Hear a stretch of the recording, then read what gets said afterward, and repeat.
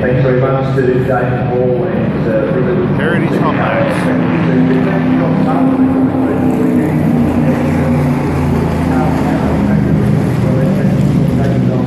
Darren Knight, tell us about what we are seeing. We've got a bit of history down here, and I can actually jump right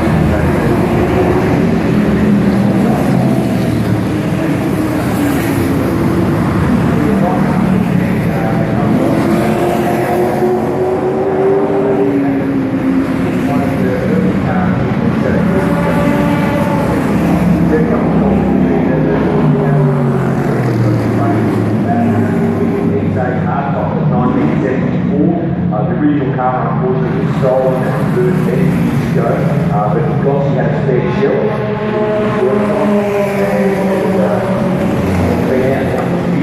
built it up with spare parts from the back of the day. We built the home that he's on the place and the plane